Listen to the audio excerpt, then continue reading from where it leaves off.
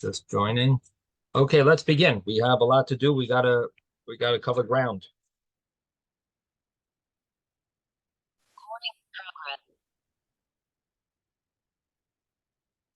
We are holding on daf on daf va. We are holding on page 6A. And if you have the art scroll, 6A1.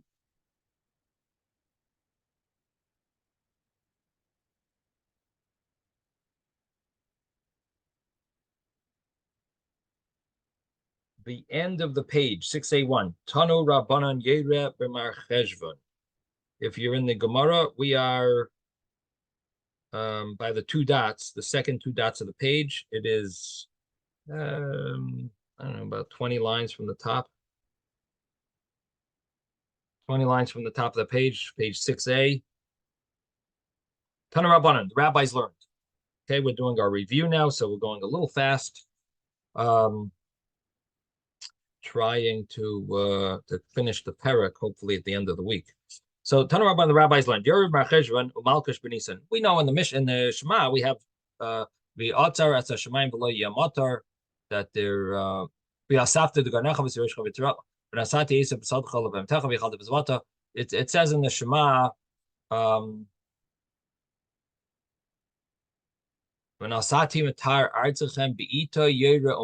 that's the words. I will give rain in its time, Yera and Malkush. So what do those words mean? Yera and Malkush. We say it every day, a few times a day. Yera and Malkush. So now in our Gemara, we learned that Yera is the type of rain, that's the early rain. Malkush is the later rain. You're actually going to see that Yera includes three stages. There's three parts to Yera. There's the early Yera, there's the first Yera, the medium, the second Yera, there's a third Yera. So there's Yera and Malkush. Now we know what it means in the Shema, that I will give your rains Yera and Malkush. But the Gemara is still figuring out when exactly is those dates and when is it expected. So there's Yera is in Mar Cheshvan, the Gemara says, and Malkush is in Nisan.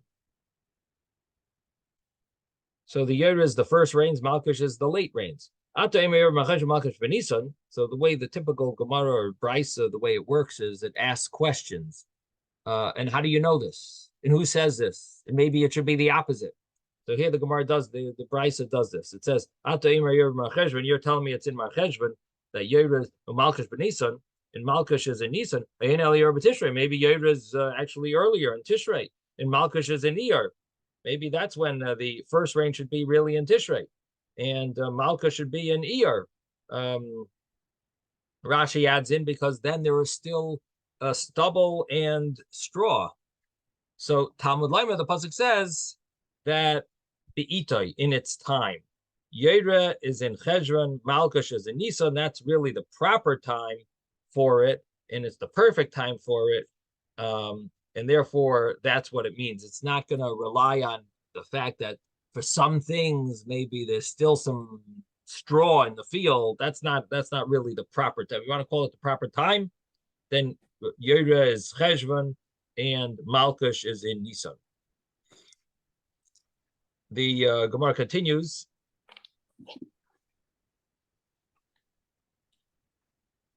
And it says Malkush. The word Malkush, what does it come from? What is the etymology of Malkush? Rav Nilai Baridi, Amar Shmuel. Rav Nilai Baridi says the name of Shmuel. It's something that it circumcises the hardness, which means the stiff-neckedness, the strictness of the Yidden. Why? Because when rain doesn't fall, the Yidden start doing tshuva. So the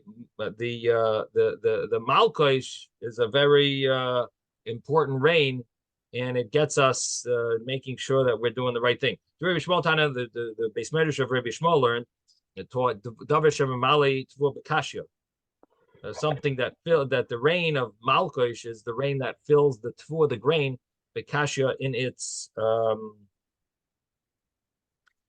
stalk. In other words, in its so whatever it's surrounded with, the grain gets nice and big. It fills it.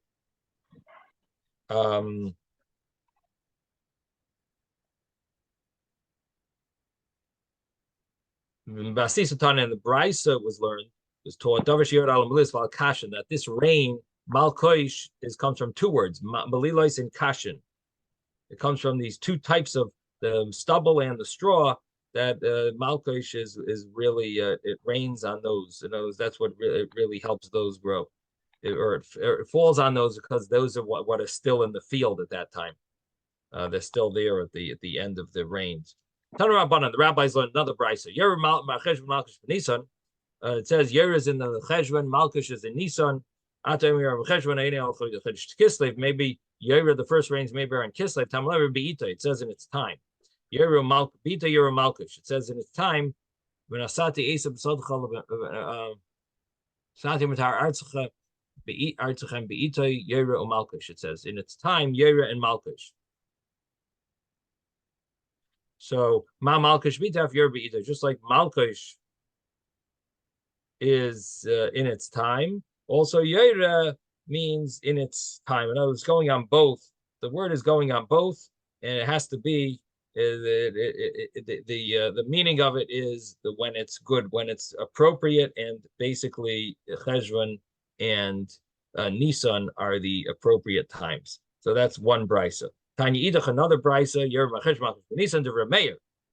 Yeira and Malkish is according to Rameir is Cheshvan and Nisan. The Chachamim argue and they say Yeira is actually in Kislev. Man Chachamim am Rav Chizda Rabbi Yosi. Who's the Chachamim? They say it's Rabbi Yosi. Rav Chizda says Rabbi Yosi, and the Taanis because Rabbi Bryce says Rabbi Shena. What is the first rain?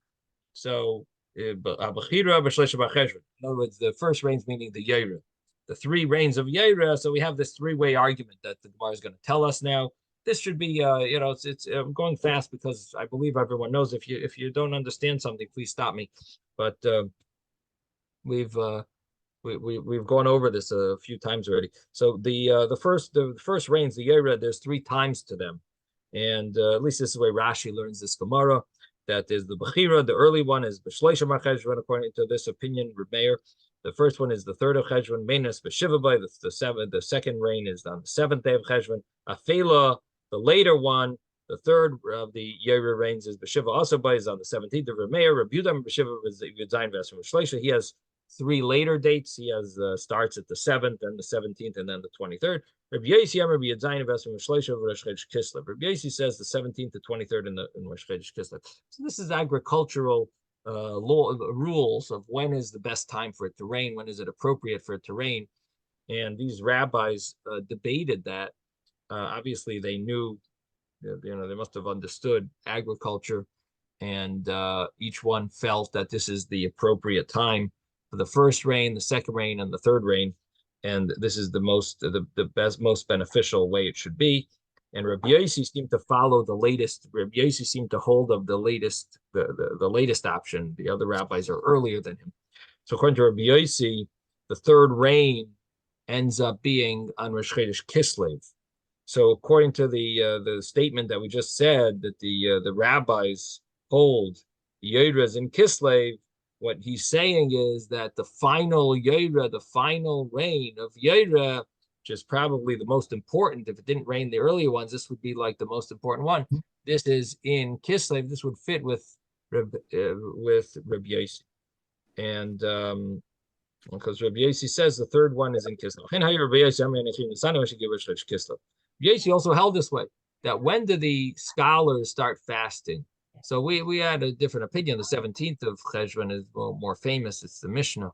But Rabbi Yosi held you started Rosh Chodesh Kislev. Why did it start Rosh Chodesh Kislev? Because he holds that's the final Yeira rain is Rosh Chodesh Kislev. If it doesn't rain by then, that's really bad. So you really need it to rain on Rosh Chodesh by Rosh Chodesh Kislev. So if it doesn't rain by then, the scholars start fasting, and that is Rabbi Yosi's view. So that fits. In other words, we've now explained the view of the Chachamim. Who was this Chachamim? It's Rabbi Yosi. The Gemara sometimes understands it that way. That the term in the Mishnah, in the Brisa, says Chachamim, but it's really referring to one main opinion of Rabbi Yosi. seemingly the other rabbis, some other rabbis must agree with him. That's why it's called chachamim, like the plural. But he's the author of this view.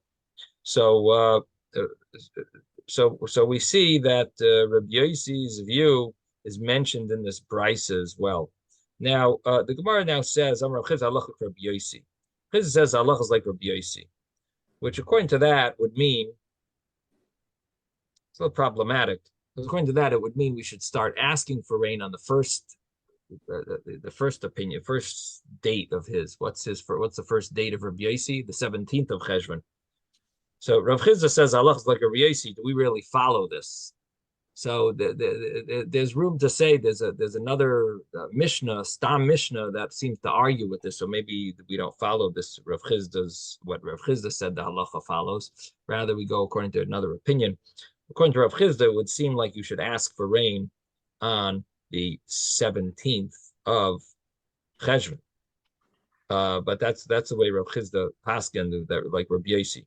Now, Meimar has another version. Meimar has another version. He learned it in this statement of Rav Chisda a little differently. It says, "You start asking for rain on the 3rd of Cheshvan." Rav Gamliel says on the 7th of Rav Chisda halacha Rav Gamliel. Chisda says the halacha follows Rav Gamliel that you start asking for rain on the 7th. Then it says, "Come on, Ozla had the Tanya Rav Gamliel Lamik Shior de Shiva Yom Zachazah Atamayna Ben Rabbi Rishon or Shnio Shlishis." There's different ways of reading this, but somehow if rain falls 7 days in a row, can you count that you can count either the first or second or the second and third? How can you count 2 rains if it didn't stop? So the thing is that since the first rain, it rained when it was supposed to, and the second rain rained when it was supposed to, even though it didn't stop, we're going to be able to count, we're going to consider the second one to be the second, even though there was no stopping in the middle. And this opinion fits with Rabbi Yossi simply mathematically. Rabbi Yossi has about 7 days in between the first and second, about 7 days between the second and third. So if it rains 7 days in a row, you can either count the first and second or your second and third. Different opinions. Some say that the version here should only say the first and second, not the second and third, because the second and third really there's a difference in calculation. If you add 17, if you add if there's 7 days from 17, starting with 17, it ends up with 23. But if you add, because you count 17 as well. If you count 17, you add 7, it basically means add 6. You get to 20. 7 days in a row. You have both 17 and 23. What about 23 to Rosh Chodesh Kislev? If you add 6 to 23, you only have 29. So Rosh Chodesh Kislev is the day after that. So what ends up happening is, right, the 29th is for sure part of Kislev. So the commentaries struggle to say, how could, if you have it rains 7 days in a row from the 23rd day of Kislev, how would you have how would the 7 days in a row include Rosh Chodesh Kislev? How could you count the third rain according to that? It's only raining on the 29th, 23rd to the 29th, basically. So they say, how could you count the third rain? So some say that you should take it out of the Gemara. It doesn't say you count the third, second, and third. It just says the first and second. You count the first, second. That fits with Rabbi Yossi. Doesn't fit with the other opinions. Because according to the other opinions, you have from the first, let's say you have from the 7th till the 17th, that wouldn't fit. And from the 17th, you wouldn't have from the 7th. And according to the first opinion, at least the second and third won't work, because you have from the 7th to the 7th to the 23rd. No, the 7th to the 7th to the 17th. Right, both of them would seem to hold 7th to the 17th wouldn't work. L'chayra could fit with Reb Meir. You have 3. The first rain is on the 3rd, and the second one is on the 7th. That could fit. But basically, the understanding is how can you reconcile the second and third rains with Rabbi Yossi's opinion? Basically, if it starts raining in the middle of the day on the 23rd and it rains for 7 days, so it actually will rain from the 23rd till the 1st of Rosh Chodesh Kislev, because it'll rain even on the 30th day, so to speak, because you started halfway through the day on the 23rd, so you get an extra half a day. So it'll basically allow the rain. So that if you count 7 days, you have from the 23rd, it'll actually rain onto the Rosh Chodesh Kislev, so you could actually count the first and second, or the second and third. Again, it rained 7 days in a row. We're going to count according to this fits with Rabbi Yosef's opinion that you could count either the first or second rains or the second and third rains. It doesn't have to stop in the middle; it's still counted. Now the Gemara tries to figure out. Well, first of all, the Gemara is going to say who's the halacha like, and then the Gemara is going to say, what do we need to know all these times for the rains for? So now the Gemara says, Amar Rav Chizda halacha Rabbi Gamliel. So first here it says that the halacha follows Rabbi Gamliel. One second, I think I skipped something. One second. Meimar, we said. We said that. Then we said, who does it fit like that Reb Shimon Gamliel's statement about 7 days in a row? Come on, Rabbi Yosef. We're on the second before the second to last line of the page. This fits with Rabbi Yosef. Rav Chizda, and now the Rashi changes it from halacha Rabbi Yosef to halacha Rabbi Yehuda. That according to Ameimar, the way this statement goes is Rav Chizda says halacha Rabbi Yehuda, the halacha follows Rabbi Yehuda. What does that mean? That the halacha follows Rabbi Yehuda? That he just paskin, Rav Chizda just paskin, the halacha is like Rabbi Gamliel, that you start asking for rain on the 7th day of Cheshvan. Who does that fit like? That fits very good according to Rabbi Yehuda, because according to Rabbi Yehuda, that's the first rain is supposed to come on the 7th. So on Rav Chizda, halacha Rabbi Yehuda. The halacha follows Rabbi Yehuda. This is what Rashi says, the second to last line in Rashi. He brings this halacha that's what his Rebbe said, that the Rav Chizda, according to Ameimar, Rav Chizda says the halacha follows Rabbi Yehuda. Okay, now now the Gemara says the purpose of knowing when the rains are. So it says Bishleima. Let me tell you where we are. For all those that came a little late, Bishleima, we're on the second to last line on page 6a. Second to last line, if you're on in the art scroll, 6a3. 6a3 on the second column. Bishleima, it's good. Revia Rishayna, the purpose of knowing when the first rain is, Lisho, to know when to start asking. Excuse me, Rabbi. Yeah. But on the line before, by me, it says, Rab Chizda Amar Halacha ki Rabbi Yossi, not Right. Yehuda. I know. I'm aware of that. Do you have Rashi? Do you have Rashi in your Gemara? If I have Rashi, I don't know how to read it. Oh, you don't know how to read the Rashi letters? Right. I never read Rashi, so I don't know. But anyhow, I'm just saying that. One second. You have an art scroll, right? Yeah, the art scroll says, Rab Chizda says, Halacha ki Rabbi Yossi. Yeah. Okay. Yeah, but the thing is that if you look on the other page, that's only Hebrew. So you have in the middle is the Gemara, and then on the sides you have Tosfos and you have Rashi. On the right side is Rashi, on the left side is Tosfos. Do you see that? On the left side, Tosfos, I don't see. Malkosh. Rabbeinu Hananel on the left side. Okay. Now what's right? What's next to Rabbeinu Hananel? Nothing. What words are next to Rabbeinu Hananel? It says Rabbeinu Hananel. You have Moreh Malkosh, Moreh Shmura. It's small print. Shmura, I think.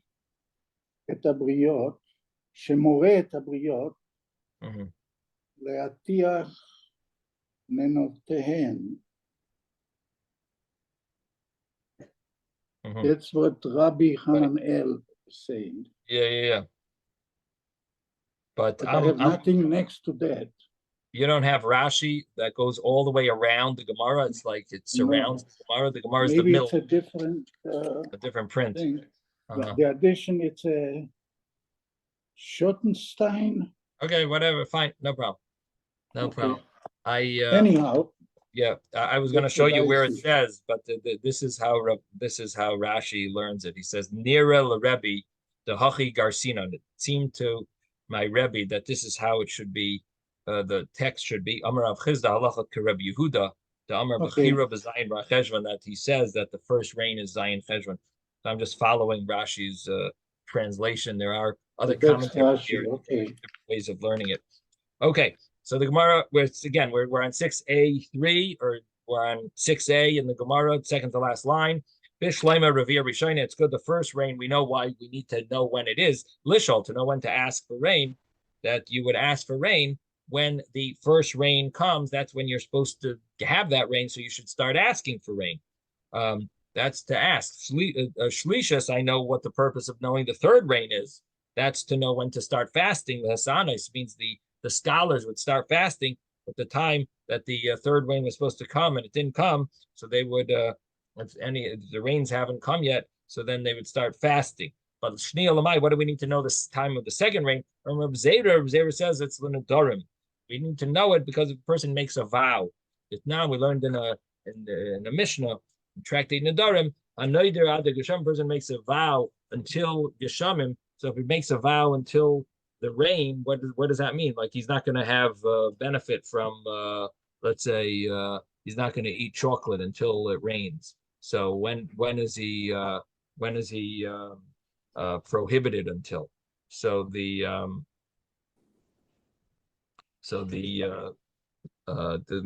Mishnah says, and our Gemara brings this Mishnah, person makes a vow until the rain. So he says the word geshamim. Rashi has two perushim, two understandings. One is that when you say rain, you basically mean when the ground gets wet and muddy. That's the second rain.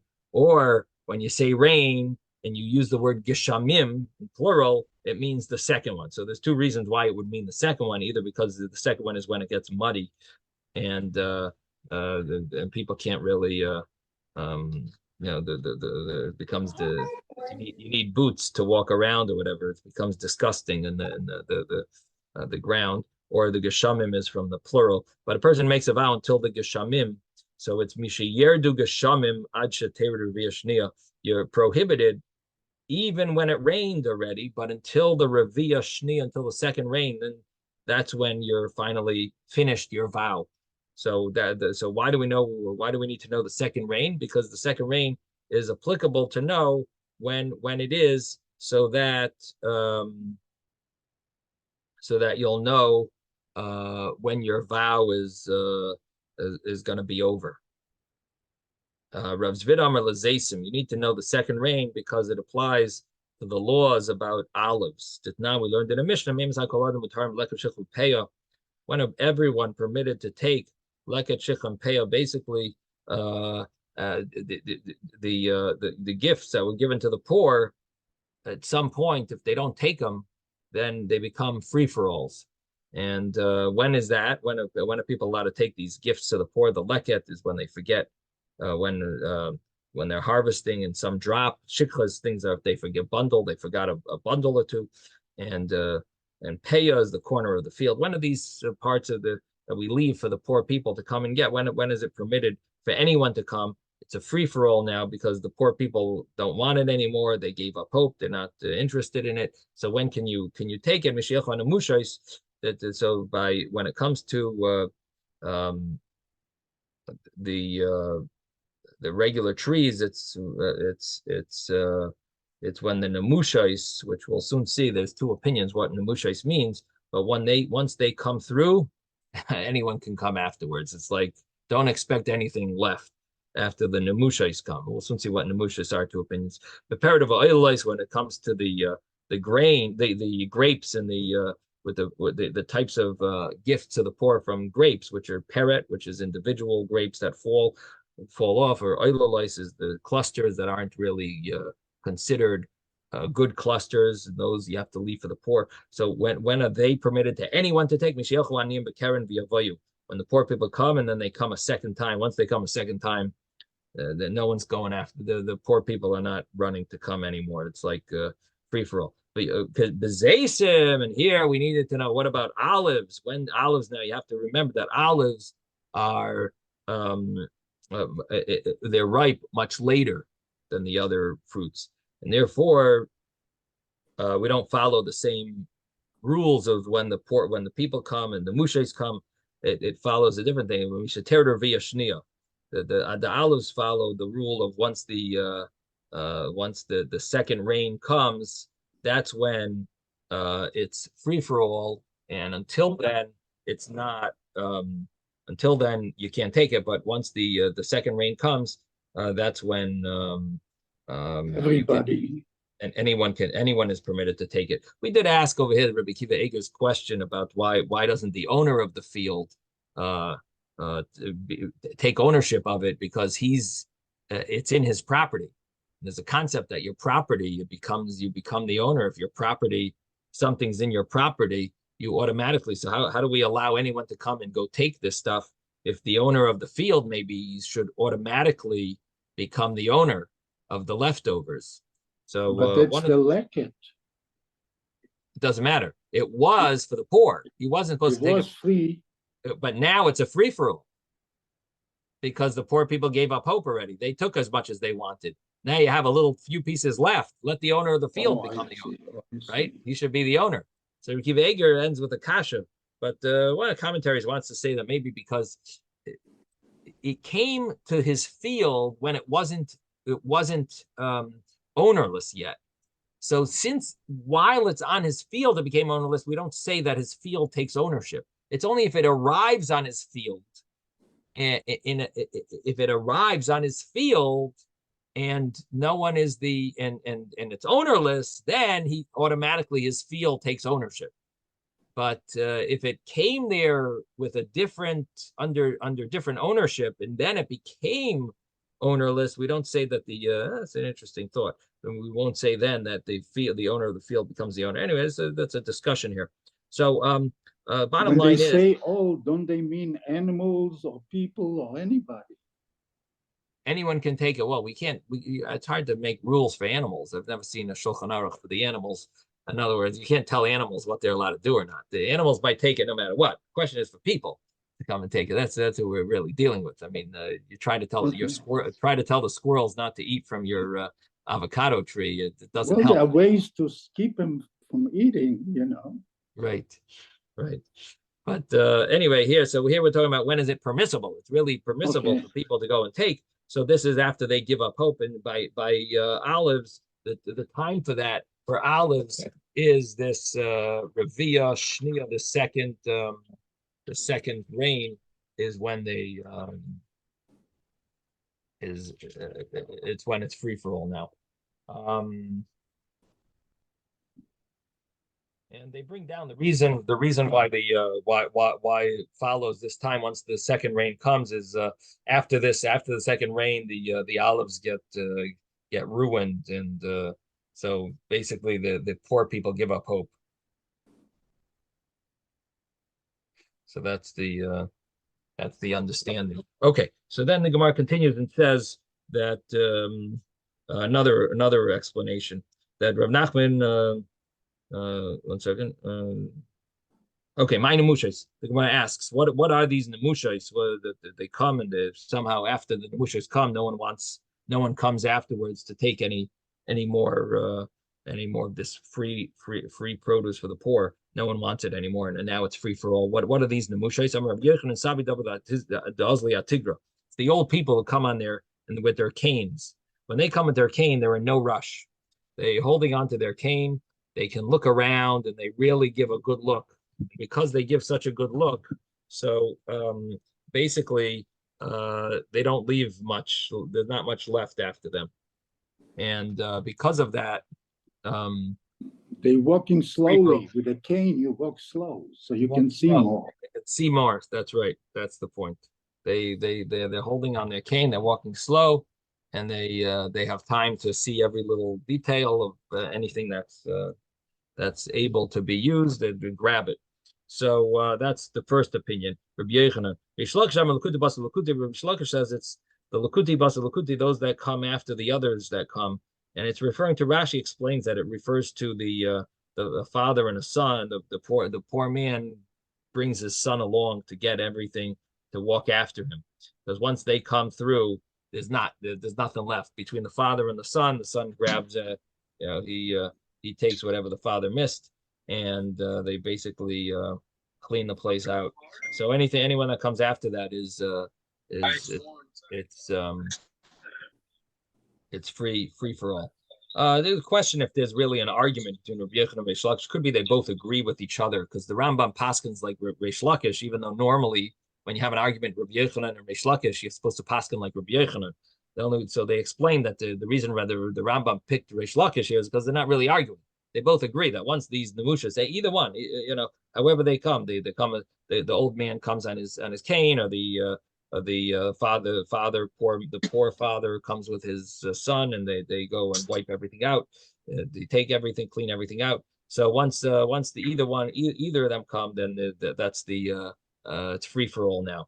So it could be that it's not an argument. That would be a way to explain the Rambam why he paskins like Reish Lakish.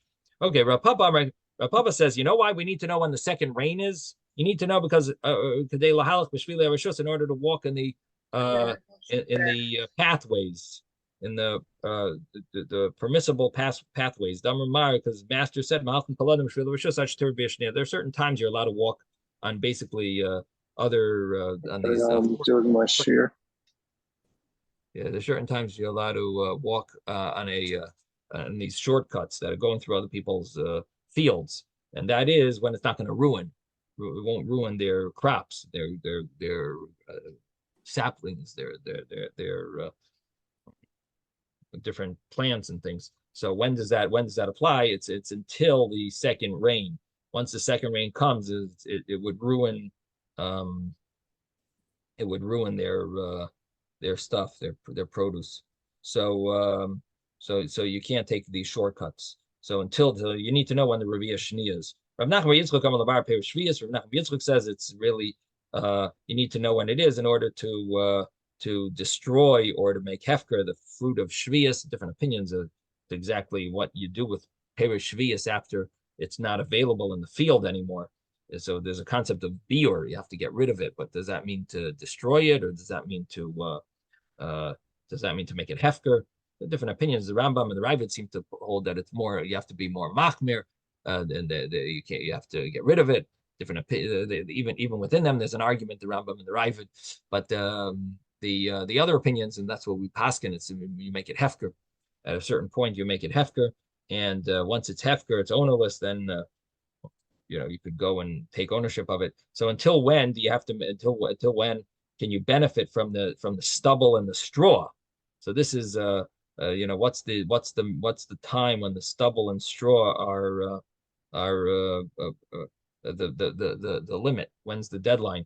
So of Shemitah, the Shemitah year, because you can't during the Shemitah year, it has the kedusha of Shvius. It has the holiness. It has the kedusha Shemitah. So it says until the second rain. That's when you're allowed to benefit from the teven and kash, the stubble and straw of Shemitah until the second rain. Once the second rain comes, then you would need to do biur. My timer. What is the reason for that? Because it says in the pasuk, when for your animals and for your wild animals that are in your land, whenever the wild animals can eat it in the fields, your domesticated animals are allowed to eat it in the house, meaning you're allowed to have it in your house. But once it's not available in the fields anymore, that's the deadline. It's not available in the fields anymore, then you got to get rid of it. You can't show ownership, so you can't have it in your house anymore. You could have enough for 3 meals, and that's it. Each person can have 3 meals worth, and that's it. So once it's not available in the fields anymore for the wild animals, then you no longer can show yourself. You can't have it in your house, because then it would be like showing ownership, and therefore you have to get rid of it. Amar Rebbe Avo, my lush. Okay, now comes a new Gemara. So we just explained a lot of reasons what you might want to know why when the second rain is. And there's a lot of discussion in the commentaries about the second rain. That what happens if it didn't rain, but it just the time came? Does it need to also rain, or is it specifically that time? Or does it have to rain on that day in order for it to be considered the second rain? Now, there's all these cases that we gave that actually have to rain, or as long as that the time of that rain came, that's good enough. There's different discussions and different commentaries. So what, if it rained anyway, so then what do you need to know the exact time? Maybe it doesn't. You don't need the time. Once it rained, the second rain, then who cares? So it rained. You don't need to know the time that it's supposed to come because the second rain came, so it's good enough, right? So we still don't need to know when the second rain is supposed to come, because the fact is the second rain came 2 days early, okay, but the second rain came, so maybe that's good enough. So if once its second rain came, if it needs to actually rain, then what do you need to know the time for the second rain? So the commentaries discuss this, and basically what it seems like is that there are scenarios where you still need to know if you don't live in that place and you don't know if it actually rained, you rely on the fact that it probably rained on the time for the second rain, and because and therefore you would follow that assumption that the second, but it's based on the rain, and you would be machmir according to assuming that it rained on that day and so on. Anyway, so the Gemara continues, and now it talks about what does the term Ravia come from? Because we're talking about these first rain, the second rain, the third rain, we're calling it Ravia, Rishona, Ravia, Shnia, Ravia, Shlisha. So Ravia is normally a term used for a person who has intimate relations, and it's so the Gemara now explains it that my Lashon Ravia, Amravo, my Lashon Ravia. We're on the first wide line of the Gemara. For those that don't know, we're on 6b, the first wide line. If you're on the Art Scroll, we are on page 6b2, the beginning of 6b2. Okay, so it says, Amravo, my Lashon Ravia. What is the term Ravia? Davar Sheriveya Sakarka, something that penetrates the ground. It's like having intimate relations, so to speak, with the ground. That's the term rain. The rain is like the husband, and he's having relations with earth. And in other words, the rain is like the seed that it's causing earth to grow. So Rav Yehuda Mitra Baila Daro. The rain is the husband of the earth. So this is Rav Yehuda Rav's Rav Yehuda's statement. Excuse me. So this is Rav Yehuda's statement that Mitra, the rain, is the Baila Diyara. He's like a husband. It says This is from the Haftarah that we say on the fast days. As the rain and the snow comes from heaven, doesn't return kiyam hirvas aretz, but rather what it does is it saturates the earth, and it gives birth. It's micha, and it grows. Ravo says another statement. Ravo, the first rain has to cause that, has to go into the ground at tefach, handbreadth. Shniya is kedei lagav b'chavis. The second rain doesn't need as much rain. Second rain is less amount of rain. It's in order enough to use it to seal a bottle, container, a jug. Maybe a chavis is a barrel. A better word is barrel. It's in order to put the cover on the barrel, they would seal it with earth and mixed with water. They would use some type of a cement type of seal. So you need that amount of water. This type of clay is usually what you wet it and use it to seal. Thank you. Yeah, the clay would make more sense. Clay, okay. So Rav Chizda, now comes another statement. Rav Chizda says the Shema tells us that if Hashem is angry at us, if we don't listen to the commandments, so He's going to hold back the rain. The question is, what about if it rains a little? Is that called part of the curse of Hashem holds back the rain? So the Gemara says that Rav Chizda says. Depends. If the Geshem rained, could they lug up ben bichavis to give enough for the clay to seal the barrel? It's not part of V'atzar. It's not part of the curse of V'atzar that Hashem will hold back the rain. Rav Chizda says Geshem sheyadu kaidim V'atzar in ben misham V'atzar. Geshem that rains before you say V'atzar in the Shema. It also doesn't have. It's not part of the curse. It is. If it rains then, that's like a good rain. It's not gonna. That's not part of the curse. Amar Bai says, Loi Amran Alokadim Vatzar Dorta. Bai says that's only said if it's before the Vatzar of the night. Alokadim Vatzar the Tzafri Yishba Mishal Vatzar. If it came in the morning, the rain came in the morning. So it's possible that it is part of the curse of Vatzar. In other words, it could be that Hashem is withholding rain, even though He rained a little, it rained different situations. Somehow it rained, still part of the curse of Vatzar. Hashem is withholding rain, even though it rained. It's possible in the morning. At night, it's not possible. If it rained at night, for sure, that's not part of the curse. Hashem is happy. But if it rains in the morning, It could be a has with Atzar. It could be part of the curse of Hashem will withhold the rain. Rabbi Yehuda bar Yitzchok Hani Anayin Safar less Mishasha. Rabbi Yehuda bar Yitzchok says that the clouds in the morning, which basically means the rain in the morning, less Mishasha, they're not significant. They have no value. They have no benefit, and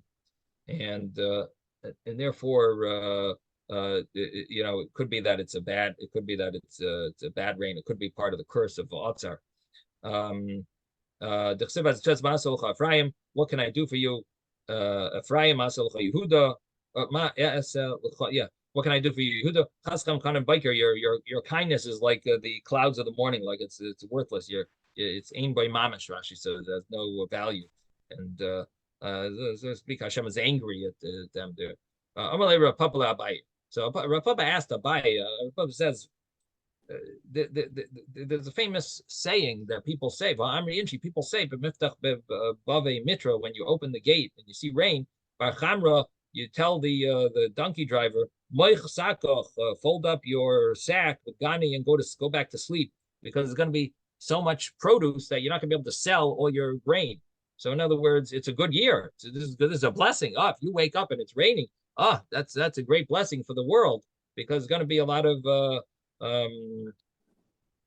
to be a lot of grain. It's going to be a blessed. It's going to be a great abundance. And you tell the guy, go back to sleep. You're not going to get too much money, because with your grain, you're gonna have to sell it cheaper. So it sounds like it's a good thing. It's a good thing that there's abundance, if it rains in the morning. So the Gemara says, like Kasha, it's not a question. This is if it's thick clouds. So but in Had Kotev Ba'anani, this is if it's thin clouds. If it's Kotev Ba'anani, if it's thin clouds, then it's not so valuable. If it's thick clouds, then it's not going to have a curse of Atzar. It's going to be a lot of rain. But if it's thin clouds, then it's like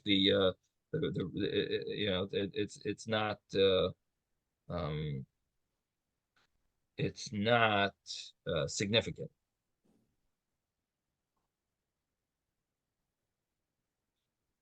The Gemara continues and says,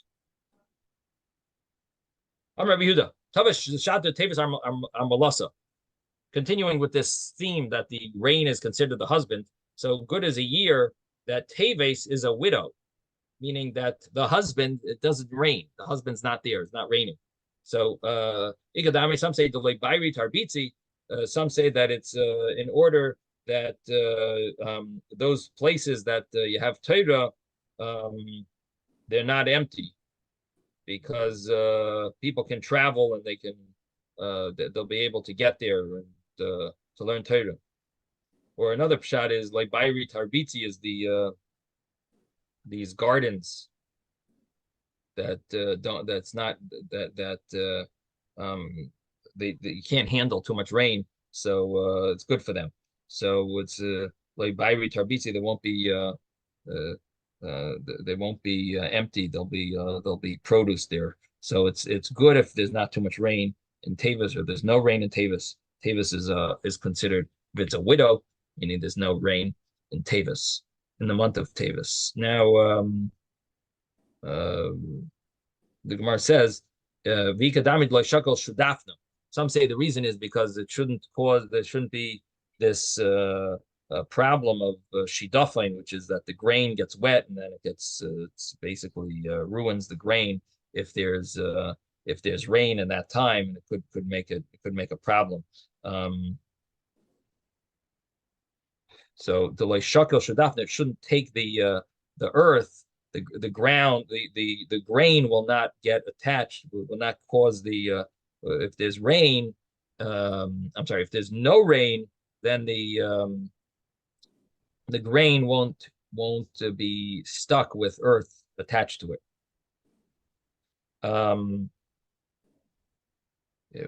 Amy, is this so that we don't want rain in Tevis? We have another statement that Rav Chizda says that the first statement was Rabbi Yehuda. Here we have another statement that Rav Chizda says that great is Tevis when it is Menav Lasa. That's disgusting that the ground is all full of mud. So the Gemara says like Hashad doesn't mitrei kara, had doesn't mitrei kara. It depends if it rained before, if it didn't rain before. If it rained before, then it rained in its time, and then it rained also in Teves, then it's not good because we have enough rain. If it didn't rain before, then it's good that Tevis is muddy because at least we'll have rain now. So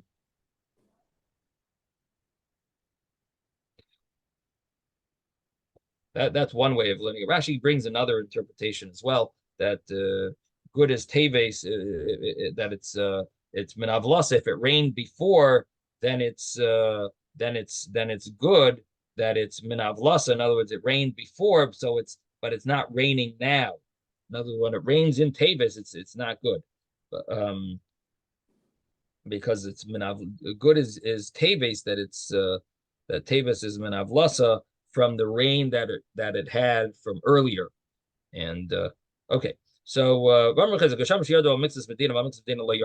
happens if it rains on part of a country and part of a country it doesn't rain? In it's not part of the curse of Atzar that Hashem will withhold the rain. Any is that so?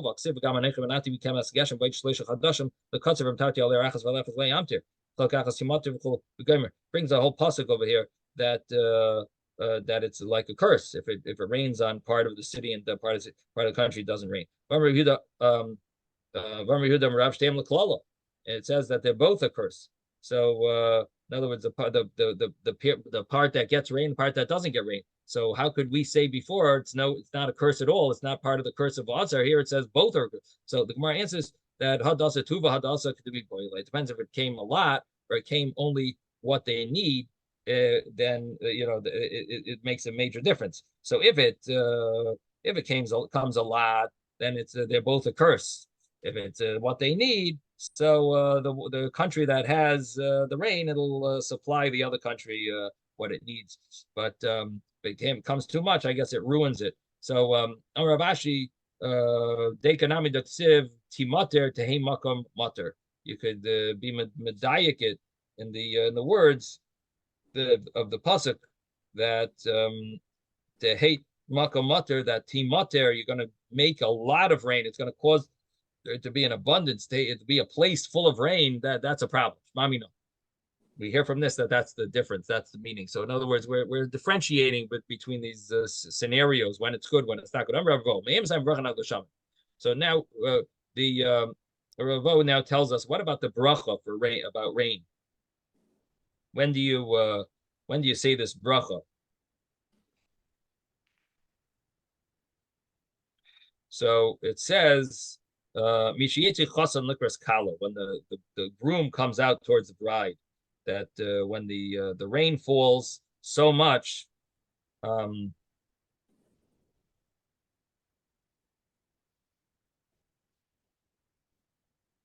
it pushes a drop of rain that's on the ground back up towards it. And so that's chatzon likras kala, when the chassan goes out towards the bride.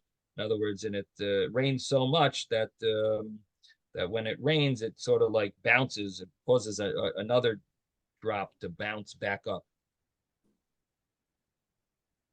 And so that's like the chassan going towards the kala. So the Gemara says, what's the bracha? We praise you. We thank you. Hashem, we thank you, Hashem, Hashem, our God. I'll call Tiba on every drop Shahirad Tolano that you brought down for us. Rabbi Yochanan adds a whole thing of nishmas. If our mouths would be full of song like the seal, Shanina Rina, our tongues like song, Kamoin Galav, like the waves.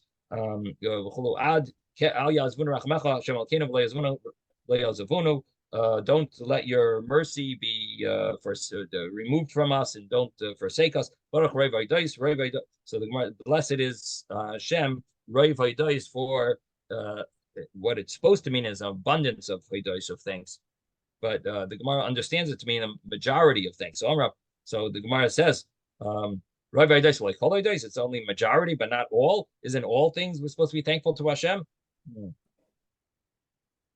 So the Gemara says, so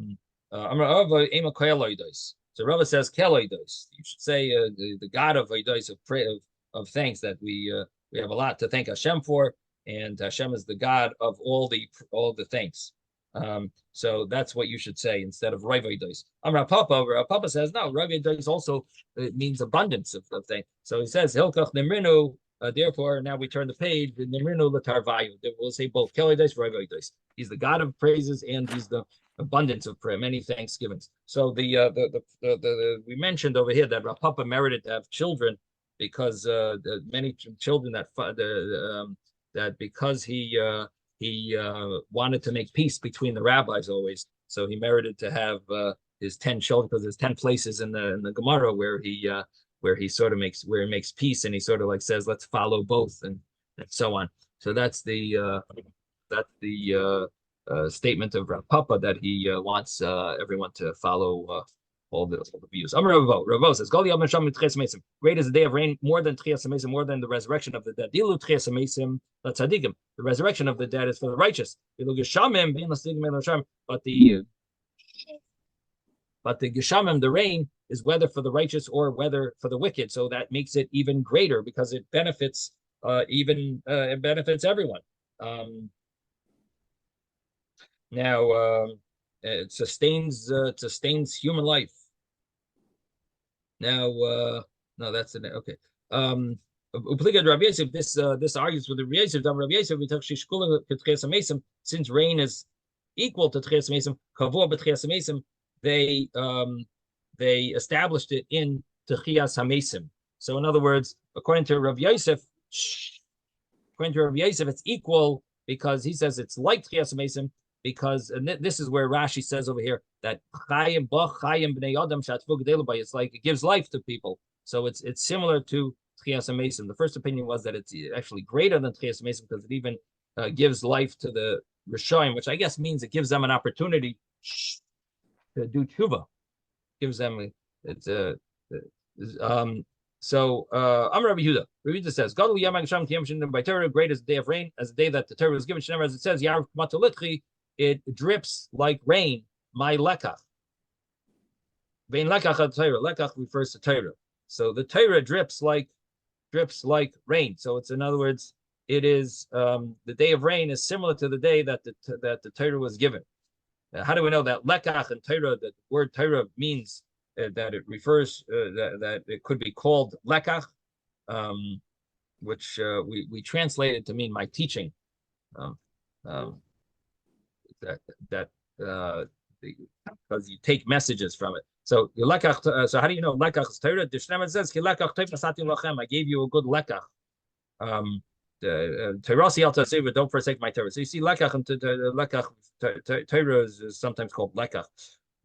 Rava says, it's even greater than the day of the Torah was given, that the rain. As it says, that my lekach is like rain. It's almost like rain. It's almost as good as rain. That means rain is even greater. Who is attached to who? You're comparing to who? Normally you compare something small. It's almost like that. It's similar to that. That means that the Torah is similar to the rain. The rain is the main, is like, this is even bigger. So Rava asks, contradiction. The rain will drip like my lekach will drip like rain. And it says, Tizal katal and rasi, my words will drip like dew. If he's a scholar, katal, it's like dew. Bim lav or feyu kematar. And if he's not a proper scholar, if he's not a hagon, if he's not a proper scholar, then orfehu, what it's you break his neck, like matar, like rain. In other words, like a strong rain, like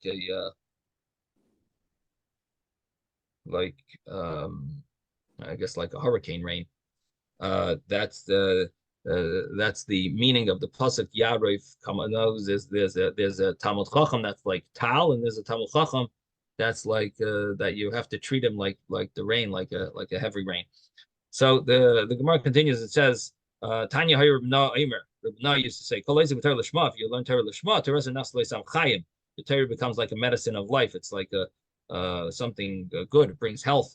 It says, it's a tree of life to those that hold on to it. And it says that rifus, it'll be a cure, like a refuah, tehi lisharecha, through your navel.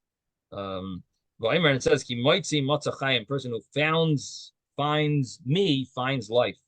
So you see that Torah is considered like the medicine of life, a potent, healthy drink. Eitz chayim hi l'machzigaba, refus tehi l'sharecha, moitzi matzachayim. You have all these psukim that basically refer to Torah. If you learn Torah Shalei, the Torah becomes a poison, like a Sam Hamavis. As it says, Yarev Kamater Likhi Vein Arifa La Riga. And Arifa means, Arifa could mean killing, because it says by the Egla Arufa that they break the neck of the calf in the Nachal. Nachal could either mean the valley or the river, two opinions. But basically, the word arifa, you see, could sometimes mean break the neck. So it says that there are certain times when a person learns Torah, could be considered more like better he shouldn't be learning because he's learning for the wrong purpose. Of course, you have here the famous Taanis over here, where the question is that don't we have other Gemaras where it says it's better to learn Shalei Lishma, mitech Shalei Lishma, Bal Lishma. The different answers how to explain, how to reconcile that really you should learn even if it's for the wrong purpose, because you'll ultimately learn for the right purpose. So some say there are different types of Shalei Lishma. The Taanis over here brings that there's a Shalei Lishma, there's a learning for the wrong purpose, for not for its own sake. Is you're doing it for honor. For they should call you a rabbi, they should call you, they should honor you, and that's it's not good, but it's not bad. It's not considered. You don't die from that. But if a person learns Torah in order to tease other people, that's when it's worse. Than it's considered arfu shemes egla banachal, that he does, becomes a sam hamavis. It's like a poison. Different answers that are given as well. In general, we say that learning Lishma is meant you learn because you want to connect to Hashem. That's the general understanding of Lishma according to the Arizal. Other opinions that mention other sources that bring also another concept of Lishma means you learn in order to make Torah beautiful, but for the sake of Torah, not for your own not for your own honor and so on. Anyway, the Gemara continues, says, Rabbi Yirmiyah says to Rabbi Zera, listening, come and teach, come and teach. Amalei Cholesh Libai, I'm too weak. Lemamar Milsa Dagadik. Okay, say something of Agadik. Maybe that's a little easier, lighter. So Amalei. So Rabbi Zera said, Rabbi Yechon says, what does it mean in the pasuk? The person is like a tree of the field.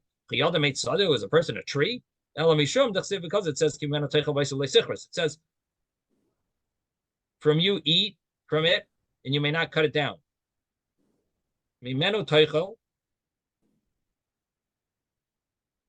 From it you eat, don't cut it down. And it says, you should cut it down. So when do you cut down? When do you not cut down a tree? So the Gemara answers, if he's a scholar, if he's a scholar, then you eat from him and don't cut him down. If he's not a proper scholar, then you cut him down. Don't eat from him. Okay, we're going to stop here. Sei gesund. Have a wonderful day, everyone. Thank you, Rabbi. Okay. Thank you, Rabbi. Yeah. Thank you, Rabbi.